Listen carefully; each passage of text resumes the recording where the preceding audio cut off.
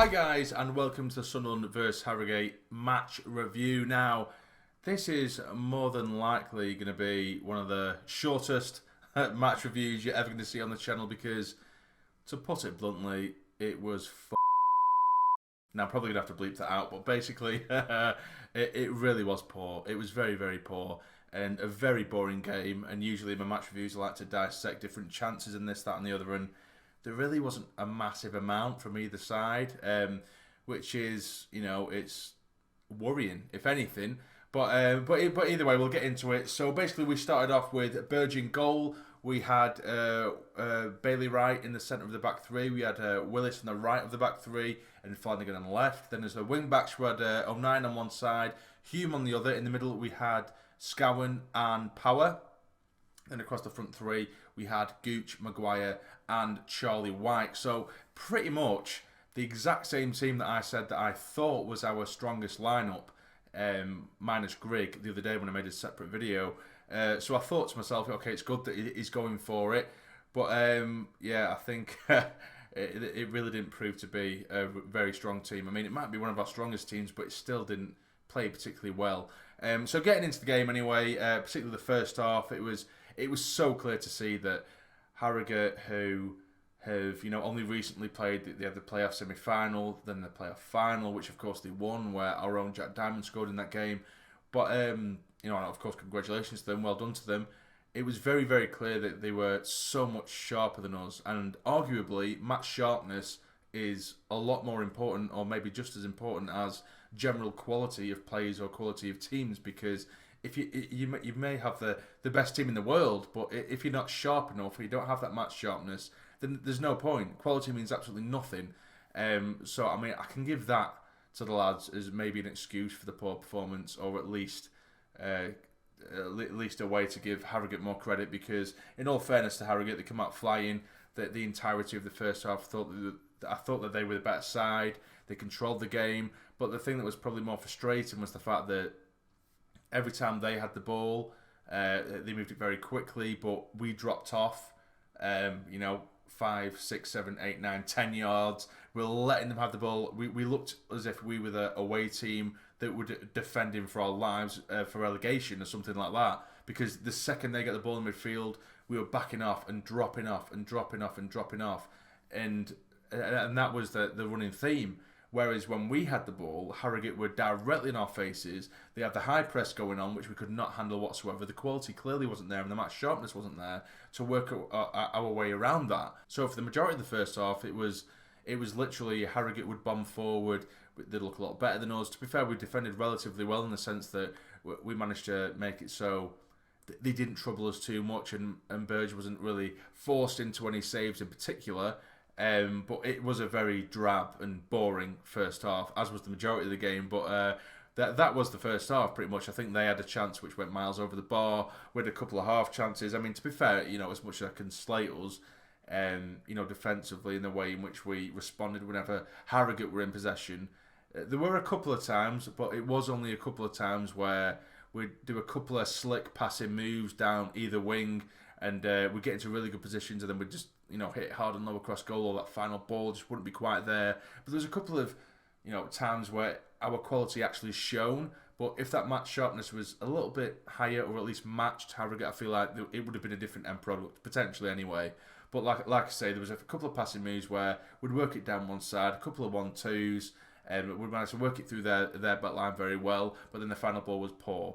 So yeah, like I say, I think match sharpness, it's shown massively, and I think that's something we can talk about maybe if it was early doors in pre-season, but we're literally a week away from competitive football, which is the worry. That is absolutely the worry, because, and I think a lot of teams will be in the same boat as us, but at the same time, like I've said in a previous video, a lot of other teams were playing their pre-season friendlies way before us, like literally way before us. That I'm pretty sure that we were the latest team to actually start playing pre-season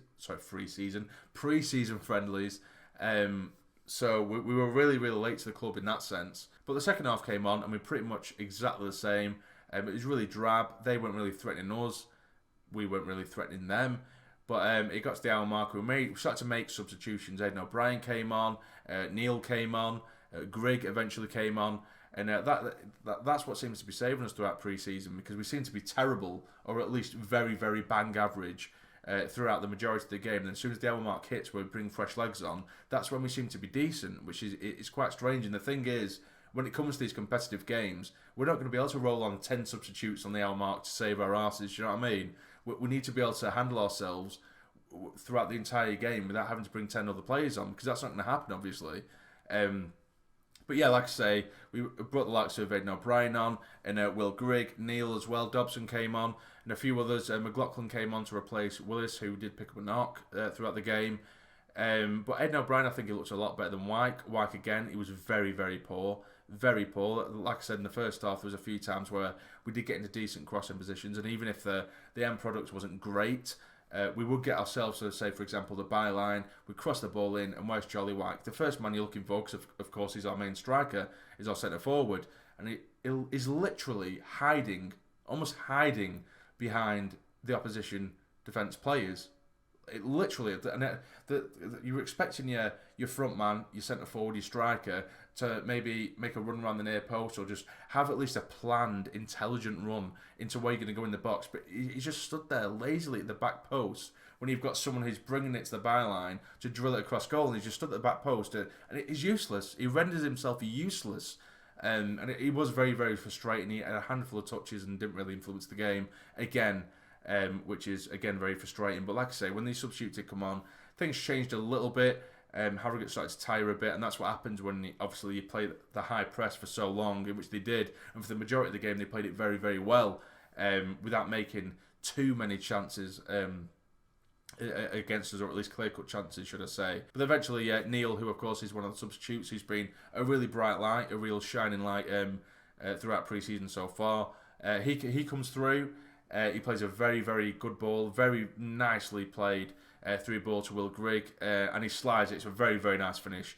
He's got it on the right-hand side inside the box, and he puts it into the bottom left-hand corner. Really nice past the keeper with just 5 minutes left to make it 1-0. So it finishes 1-0, and that was it. So like I say, there wasn't really too much to dissect in terms of chances, because they were very few and far between, and in general it was a very poor game. But at the same time, I feel like we really met our match in terms of a team that were really, really sharp, which is good. It's only good for us in terms of experience. I'm sure that our players now will look at themselves and think we're way off it, and hopefully it does give them a shock to the system, because we need to be so much better than we were today if we're going to even be competitive against teams in League One, let alone any other competition. And I'm glad that Grigg got that goal as well, to be fair to him, because obviously his goal the other week against Gateshead, it was a good goal, it was a good header, but today it was a sort of typical Grigg goal that you would expect before he moved to Sunderland, where his movement off the ball was really good. He peeled away off the defender as Neil played a very, very intelligent ball to him on the right-hand side, and he slipped it in really nicely. It was a really nice finish.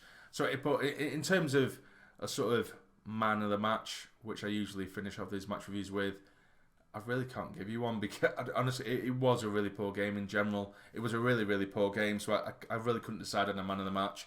Maybe Neil, to be fair, if anything, because he seemed to have the key to unlock the defence. I'll probably give it to Neil. I'll give it to him. And he has been a shining light, as I say, throughout pre-season. So in conclusion, it was quite worrying to see how bad we actually were, particularly with what I originally thought was our, or at least one of our strongest lineups, because we were way off it. And I think the injection of youth, and I was going for, obviously when I said that, I was selecting my strongest lineup. I was selecting players that were kind of tried and tested, and I was kind of scared to put youth in. If anything, look, by going off today's game, I think maybe yes, keep a sort of spine of players that we used to, but also we need to throw in that rawness. We need to throw in that youth and that pace and that drive, which the likes of Neil has, or Diamond has, for example. I think that has to be thrown in there, because it was a very, very stale performance other than that. But yeah, so we go on, we continue, and at least it was a win. And we continue with that winning mentality. We've won all 3 games pre-season so far, so we'll take that as a positive. But on the whole, it was a really drab performance, and hopefully we can improve before next week's game. But yeah, so like I say, it was quite a short one. There really isn't too much to dissect, because it was a terrible game. But what did you guys think of the game? Let me know in the comments down below. If you did enjoy this video, please hit the like button for me. It'd be massively, massively appreciated. And subscribe to the channel if you're not already, to become a fully fledged member of the Sarny Army. But for now, you take care and stay jamming.